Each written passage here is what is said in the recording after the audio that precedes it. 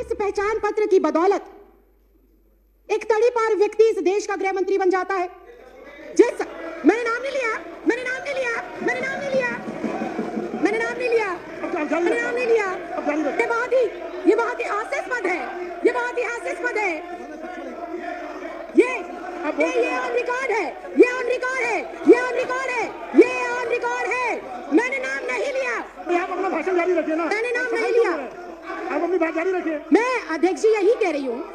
मैं अध्यक्ष जी, आप मेरी तरफ उंगली ना करें, मेरी तरफ उंगली ना करें। सारे प्रिविलेज का मामला है। पहले उन्होंने मेरी तरफ उंगली करी थी। अपनी बात कहते रहिए। अध्यक्ष जी, मैं बहुत शांति से और शालीनता से ये कह रही हूँ कि जिस पहचान पत्र की बदौलत एक आम साधारण नागरिक एक तड़ीपार को चुनकर देश का गृह मंत्री बना सकता है।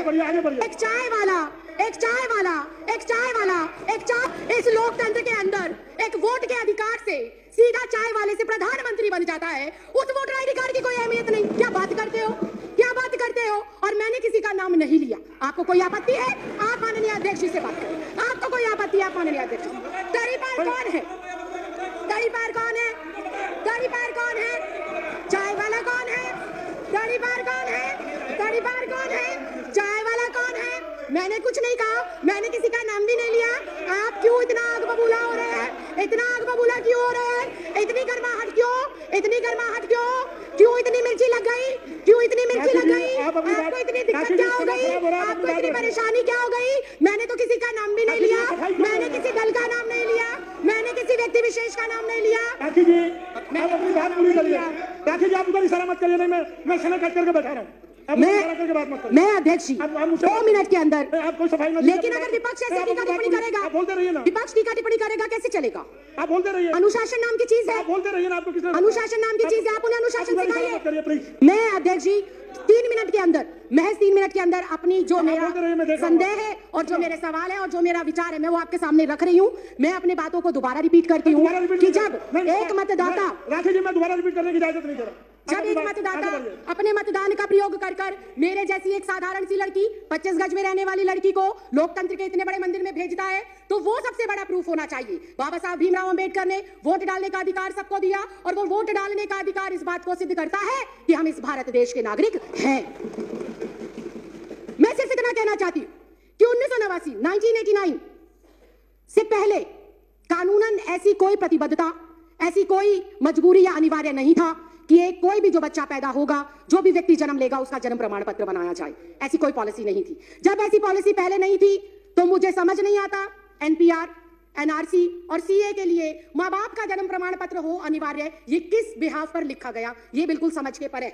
और फिर एक बार फिर से विपक्ष को हो सकता है मेरी बातों से आघात पहुंचे, लेकिन ये कटु सत्य है कि अगर ये कंपलसरी है कि एनपीआर, एनआरसी और सीए के लिए अपने अपने माता पिता का जन्म प्रमाण पत्र दिखाना जरूरी है, तो क्या हमारे देश के माननीय प्रधानमंत्री अपने माता पिता का जन्म प्रमाण पत्र दिखा पाएंगे? क्या हमारे देश के माननीय गृह मंत्री अपने माँ बाप का जन्म प्रमाण पत्र दिखा पाएंगे? क्या हमारे इस देश के रक्षा मंत्री हमारे जो ये एनसीआर, एनपीआर और सीए है, इसके माध्यम से अपने माँ बाप का जन्म प्रमाण पत्र दिखा पाएंगे? क्या इस देश के माननीय राष्ट्रपति अपने माँ बाप का जन्म प्रमाण पत्र दिखा पाएंगे? क्या आरएसएस प्रमुख मोहन भागवत अपने माँ बाप का प्रमाण पत्र दिखा पाएंगे? क्या श्री एल के आडवाणी जी अपने माँ बाप का प्रमाण पत्र दिखा पाएंगे? या माननीय अध्यक्ष महोदय आप स्वयं अपने माँ बाप का प्रमाण पत्र दिखा पाएंगे? अगर ये संभव नहीं है, अगर ये संभव नहीं है, अगर ये संभव नहीं है, अगर ये संभव नहीं है, अगर ये संभव नहीं है, अगर ये संभव नहीं है, तो मैं माननीय अध्यक्ष महोदय सिर्फ इतना कहना चाहती हूँ कि जब बीजेपी का शीर्ष नेतृत्व, केंद्र में बैठे मंत्रिमंडल, प्रधानमंत्री, गृह मंत्री अपने माँ बाप का बर्थ सर्टिफिकेट नहीं दिखा सकते, तो क्या उन्हें, मैं कंक्लूड करूं सर, क्या उन्हें डिटेंशन सेंटर भेजा जाएगा? अगर वो लोग डिटेंशन सेंटर नहीं जाएंगे तो इस देश का आम गरीब मजलूब परिवार का सदस्य क्यों डिटेंशन सेंटर जाएगा? ये सवाल आज इस लोकतंत्र के मंदिर में मैं आपके माध्यम से केंद्र सरकार से पूछना चाहती हूँ। अध्यक्ष जी, मुझे 2 मिनट दे दीजिए, मैं अपनी बात को खत्म कर रही हूँ।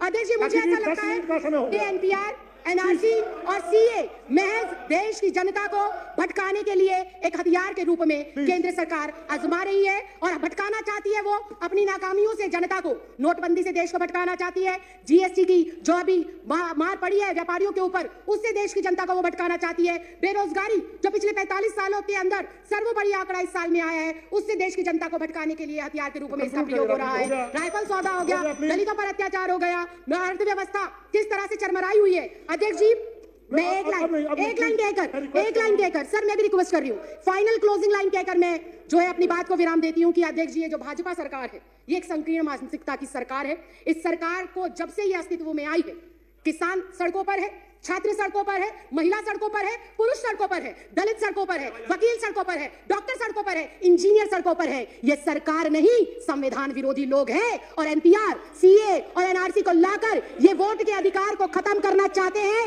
और अपना एक अधिकार स्थापित कर लोगों को उनके अधिकारों से वंचित रखना चाहते हैं। माननीय अध्यक्ष, मैं आपके माध्यम से ये कहना चाहती हूँ, माननीय मंत्री श्री गोपाल राय जी ने जो अपना प्रस्ताव रखा है, इस सदन के सदस्य होने के नाते, इस देश की नागरिक होने के नाते, मैं आज यहां से आपसे विनम्र प्रार्थना करती हूं कि मैं इस प्रस्ताव का